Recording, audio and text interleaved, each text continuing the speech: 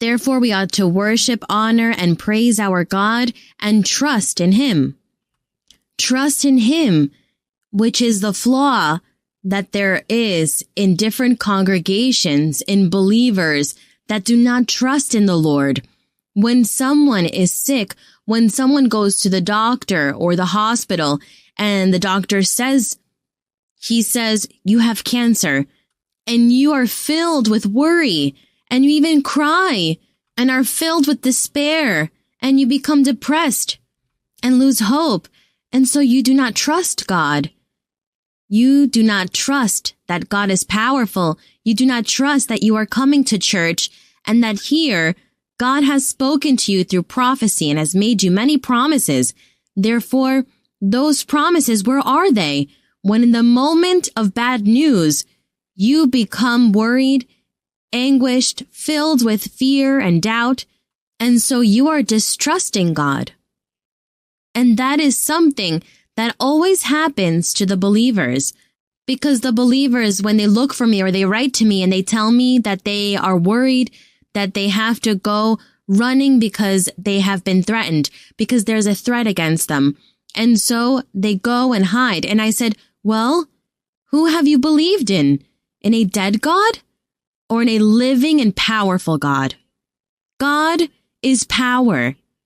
And if you trust and you pray to God, God is going to protect you and help you and make those who are threatening you disappear.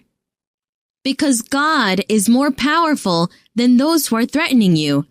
Even if they have many weapons, even if they have much influence and power, God makes them disappear for them not to be there and harm the children of God.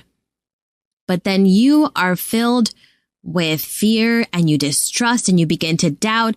How do you want for God to bless you if in the moment of the test, you go and flee to hide?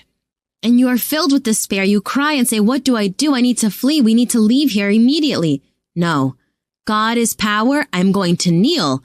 What I'm going to do is kneel, pray, and cry out to God and say, Lord, look at what is happening to me. Look at what the doctor said. Look at this accident that happened. Look at the threats. You have made me promises, and I know that you are powerful. Lord, do I need to flee? But I'm waiting upon your power and your mercy, and God will answer you. God will bless you and protect you. We ought to trust in the Lord, trust in God.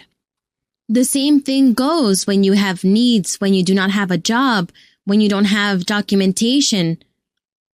The brothers and sisters, well, since we are going to speak worldwide because this Bible study is worldwide, how many other problems are there in other countries and other places? Some places do not have money for food. They do not have jobs. There are illnesses. So what do you need to do? Kneel.